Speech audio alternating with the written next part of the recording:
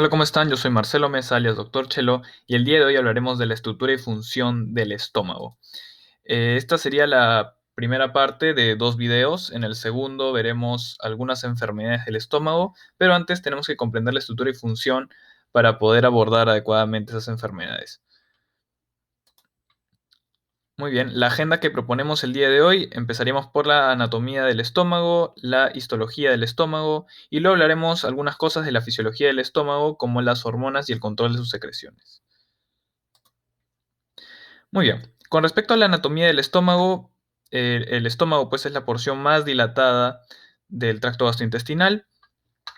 Es la parte que le sigue al esófago y es la parte que le antecede al intestino delgado. Vemos aquí que consta de ciertas partes, ¿no? Y tiene como una forma de J. El esófago se va a conectar con el estómago y la primera parte del estómago es el cardias. Luego vemos que por encima del nivel del cardias se encuentra el fondo. Luego vemos que la parte más extensa de todo el estómago es el cuerpo. Y luego este viene a ser el píloro, ¿correcto? Y el píloro tiene dos partes, una que es el antro pilórico y otro es el canal pilórico. El el límite entre lo que es el estómago y el duodeno está marcado por este esfínter pilórico, que lo que hace es evitar el reflujo desde el intestino al estómago y también durante la digestión, cuando se da el movimiento de propulsión y retropulsión estomacal, evita que el contenido alimenticio pues vaya directamente hacia el intestino. Luego, con respecto a la irrigación, vemos que predominantemente se da gracias al tronco celíaco. El tronco celíaco es una rama de la arteria aorta abdominal. Tiene tres ramas importantes, que es la arteria hepática propia, la arteria esplénica y la arteria gástrica izquierda. Acá, bueno, estas tres van a trabajar en equipo para poder irrigar el estómago. Vemos que la arteria gástrica izquierda junto con la arteria gástrica derecha que está viniendo de la arteria hepática propia se unen formando como este arco a nivel de la curvatura menor del estómago. Esta es la curvatura menor del estómago. Luego vemos que de la arteria gastroduodenal sale la arteria gastroomental derecha. ¿De acuerdo? Y igual como ocurría acá en la curvatura menor, pues la gastromental derecha se va a unir con la gastromental izquierda. La gastromental izquierda viene de la arteria esplénica, que es la encargada de regar el vaso. Por lo tanto, forman un arco, las dos juntas, a lo largo de la curvatura mayor del estómago. Y a veces pueden haber unas arterias gástricas posteriores que están saliendo de la arteria esplénica, aunque no están siempre presentes. Con respecto al drenaje venoso del estómago, he preferido mostrarlo así con cuadritos para que se vea mucho mejor. Las venas gástricas cortas y la vena gastromental izquierda, esta está a nivel de la curvatura mayor del estómago, van a drenar a nivel de la vena esplénica, que es la vena del vaso. Y luego, la vena esplénica, junto con la vena mesentérica superior, van a formar la vena porta. ¿De acuerdo? La vena porta, a su vez, tiene tributarias y entre estas están las venas gástricas derecha e izquierda, que están a nivel de la curvatura menor del estómago. Por lo tanto, con eso vemos que prácticamente toda la circulación venosa del estómago va a drenar a nivel de la vena porta y a su vez esto irá al hígado, luego a las venas suprahepáticas, finalmente a la vena cava inferior y llegará al lado derecho del corazón. Muy bien, con eso vimos la anatomía del estómago, ahora hablaremos de la histología del mismo. Primero tenemos que comprender la organización general del tubo digestivo. Con respecto a la histología, el tubo digestivo tiene la misma organización a lo largo de cada una de sus partes. Lógicamente van a haber ciertas variaciones, pero las partes son las mismas y las vamos a nombrar. Tenemos la mucosa, luego tenemos la submucosa, donde suelen haber glándulas, por ejemplo. Luego está la capa muscular propia, ¿sí? Que esta es muy importante para lo que es el peristaltismo, ya que esta funciona para eso gracias a la presencia del plexo mientérico o plexo de Auerbach. Ese plexo, lógicamente, contendrá neuronas que van a ayudar a que se den los movimientos peristálticos gracias a esta capa muscular. Y finalmente tenemos la serosa. En algunos órganos encontramos la adventicia, producto de que todavía no están dentro de la cavidad abdominal, como es el caso de, por ejemplo, el esófago. Podemos ver que la mucosa, que es la parte más interna, tiene tres partes. Tenemos el epitelio, la lámina propia y la muscular de la mucosa, la capa muscular de la mucosa. El epitelio es lo que va a ir variando conforme vayamos avanzando a lo largo del tubo digestivo. No es lo mismo el epitelio a nivel del esófago, a nivel del estómago, a nivel del duodeno. El epitelio va a ir cambiando conforme la función respectiva de esa parte del tubo digestivo cambie, lógicamente. Por ejemplo, a nivel del esófago hay un epitelio de tipo escamoso, porque el esófago va a tener mucha fricción con el bolo alimenticio y tiene que hacer movimientos peristálticos para llevarlos al estómago. Por lo tanto, requiere de un epitelio fuerte. Por ejemplo, comparemos esto con el epitelio que hay a nivel intestinal, que vemos que tiene microvellosidades, ¿no? Y estas microvellosidades sirven a la principal función del intestino, que es la absorción. Entonces, ahí vemos la diferencia importante del epitelio. Con respecto al estómago, su epitelio va a ser de tipo cilíndrico simple, ¿de acuerdo? Y a nivel de la lámina propia, pues encontraremos lo que son los vasos sanguíneos, estructuras vasculares, ya que está constituida de tejido conectivo laxo. Y en el caso del estómago también podremos encontrar glándulas gástricas.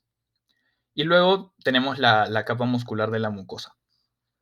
Algo que había que mencionar también aquí es que en la submucosa también encontramos un plexo, que viene a ser el plexo de Meissner. Este plexo de Meissner es muy importante porque permite las secreciones que se dan a lo largo del tubo digestivo. ¿Sí? A nivel de la submucosa, por ejemplo, a nivel del duodeno, lo vemos aquí, pueden haber glándulas y es importante que también tengan una inervación para que se lleve a cabo su secreción. Ahora ya dirigiéndonos netamente al estómago, esta imagen la he colocado para que se vea el límite entre el esófago y el estómago. Vemos que el esófago, que viene a ser esta parte de aquí, tiene un epitelio de tipo escamoso, es decir, poliestratificado, o sea, tiene muchas capas, plano, no queratinizado, ¿sí? Son células más o menos planas, ¿no? Que forman muchas capas, muchas capas. Y luego, cuando ya se da ese cambio a ser estómago, ese límite que hay lo llamamos línea Z o unión escamo-columnar, ¿sí? Cambia el epitelio de ser escamoso a cilíndrico simple. Como dije, cilíndrico simple es el epitelio del estómago. Luego, vemos que este sería el estómago, ¿no? Pero ya de un cadáver. Y vemos que el estómago tiene una serie de pliegues. Ya son pliegues mucosos o rugosidades. En algunos textos lo llaman rugae, ¿sí? Que en sí se revisten por criptas gástricas, ¿sí? Y van a tener una serie de estructuras glandulares también. Estos pliegues también son importantes porque, lógicamente, conforme uno va comiendo, se va a ir llenando el estómago de contenido alimenticio y por lo tanto este se va a distender. Por eso es importante que, lógicamente, si es que el estómago está vacío, pues estos pliegues se marcan, pero si se va llenando, pues se va estirando. Y también es importante recalcar que el estómago presenta glándulas gástricas predominantemente en el fondo y en el cuerpo gástrico. O sea, en el fondo a este nivel y el cuerpo a este nivel. ¿De acuerdo? Muy bien. Ahora, habíamos mencionado que el estómago tiene una serie de glándulas. A estas glándulas se les llama glándulas oxínticas y son muy importantes porque van a tener una serie de células que tienen distintas funciones muy importantes para lo que es la digestión. Entonces, en esta imagen, en este esquema, estamos viendo una glándula oxíntica, así se le llama, y las diferentes células que la conforman. Tenemos lógicamente las células del epitelio, ¿no?, que es cilíndrico simple, y luego vemos que estas glándulas tienen un conducto. Lógicamente estas células van a hacer su secreción y luego se va a liberar hacia el lumen gástrico. Entre las células que encontramos aquí tenemos esta parte, se le llama el cuello de la glándula. A nivel del cuello encontramos las células mucosas, ¿sí? Células mucosas. Las células mucosas se encargan de producir moco y bicarbonato como factores protectores de la mucosa gástrica. Y como habíamos hablado, las glándulas predominantemente están en el cuerpo, aunque se ha visto que predominantemente las células mucosas están a nivel del antro. ¿De acuerdo? Luego, en el caso de las células parietales u oxínticas, que las estamos viendo aquí, más o menos en una región intermedia de la glándula, están predominantemente en el cuerpo gástrico y se van a encargar de secretar el ácido clorhídrico, muy importante para lo que es la digestión, y el factor intrínseco, que es muy importante para la absorción de la vitamina B12. Sin factor intrínseco no podemos absorber vitamina B12 y eso se va a traducir en una serie de enfermedades que vamos a explicar en una próxima ocasión.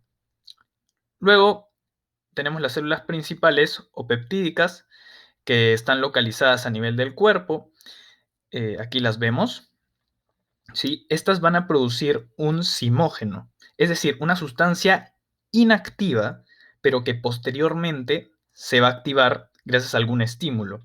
Este es el pepsinógeno. Cuando el pepsinógeno se activa, pasa a llamarse pepsina. ¿Cómo se activa el pepsinógeno? Pues sencillo, necesita un pH ácido para poder activarse. Por lo tanto, vemos que estratégicamente las células principales van a liberar el pepsinógeno y justo se encuentran con las células parietales.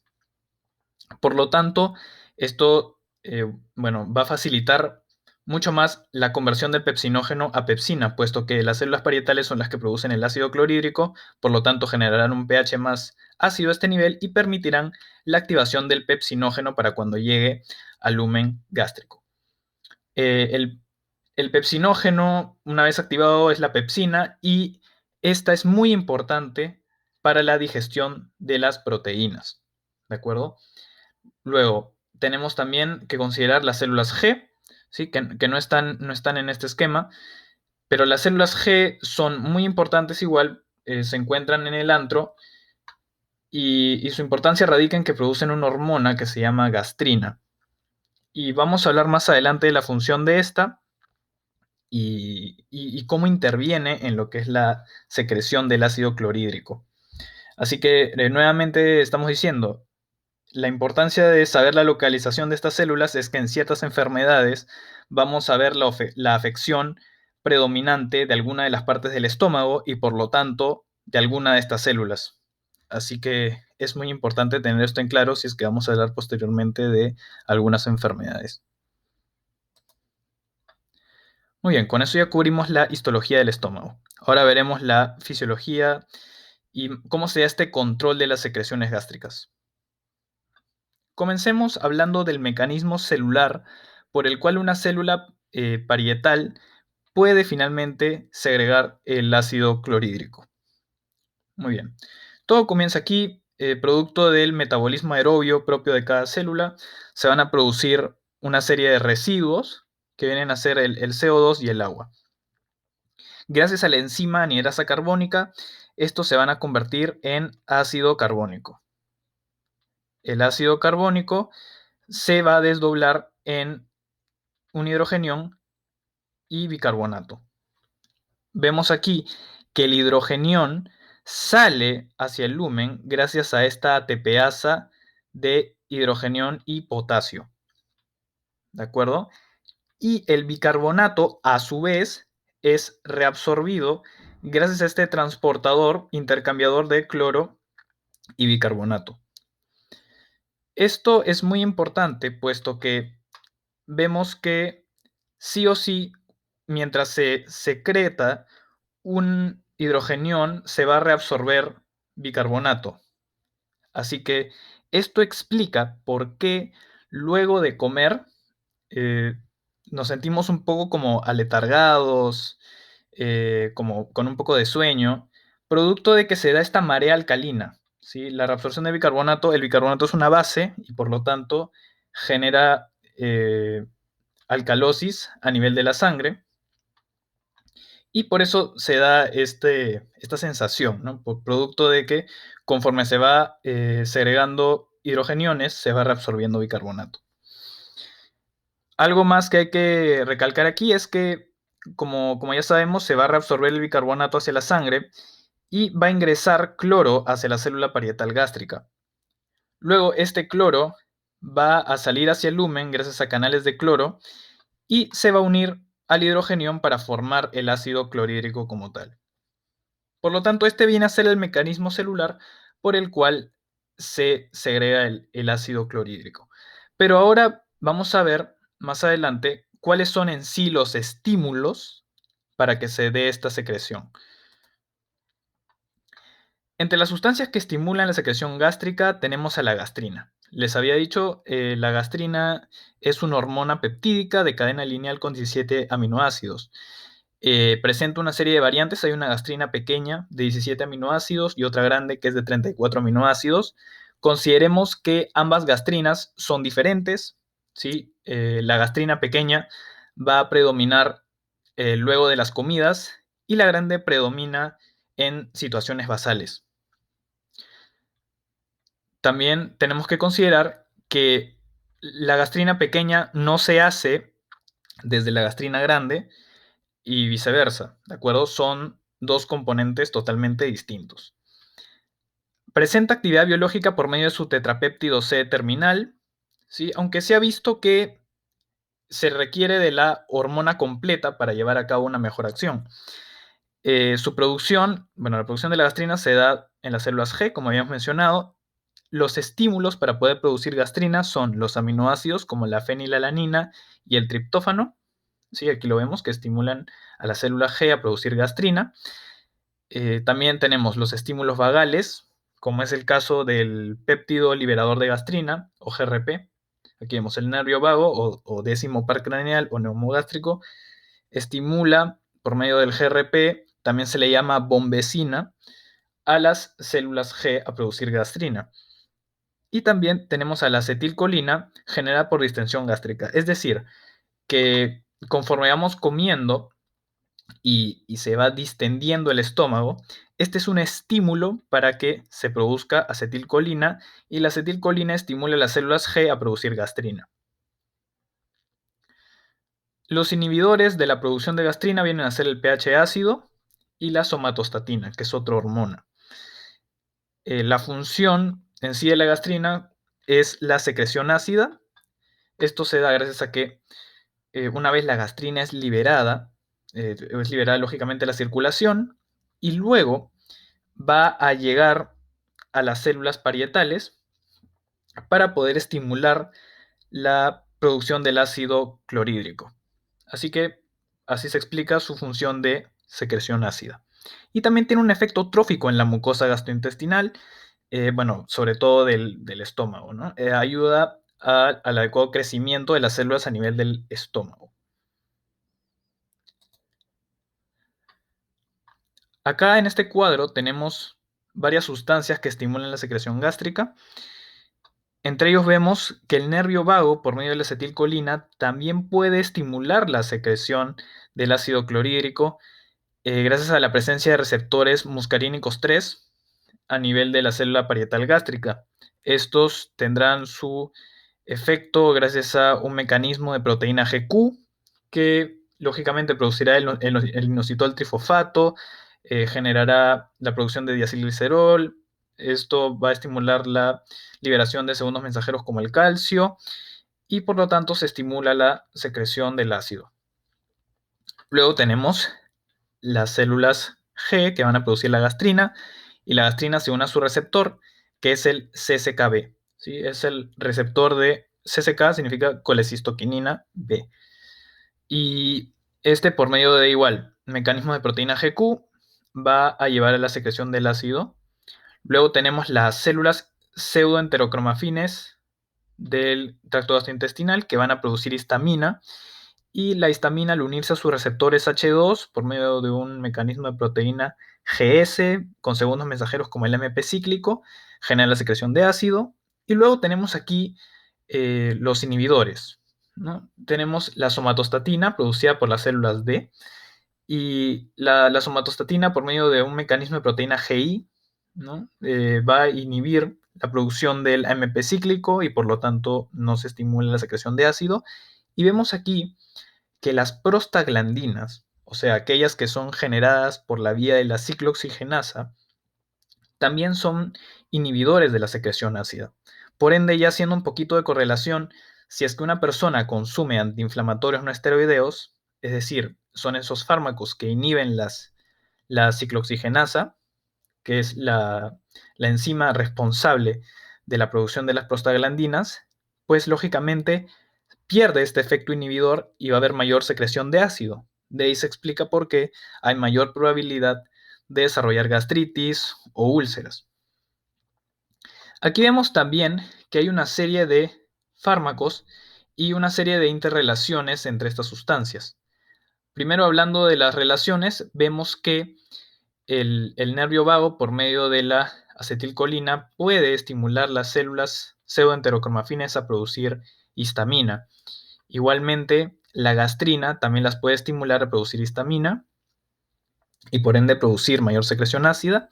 Así que vemos que la gastrina y la acetilcolina proveniente del nervio vago también tienen como un efecto indirecto eh, para poder producir el ácido clorhídrico. Vemos aquí también una serie de fármacos que se encargan de la inhibición de la secreción ácida. Tenemos la atropina, que va a inhibir a la acetilcolina y por lo tanto no se llevará a cabo la secreción del ácido. Igualmente tenemos a la cimetidina o ranitidina que inhibe a los receptores H2 y por lo tanto la histamina no llevará a cabo su efecto, no se dará secreción ácida. Y además de eso, si es que una persona consume cimetidina o ranitidina, bloquea el efecto indirecto que tiene la gastrina y que tiene el nervio vago por medio de la acetilcolina.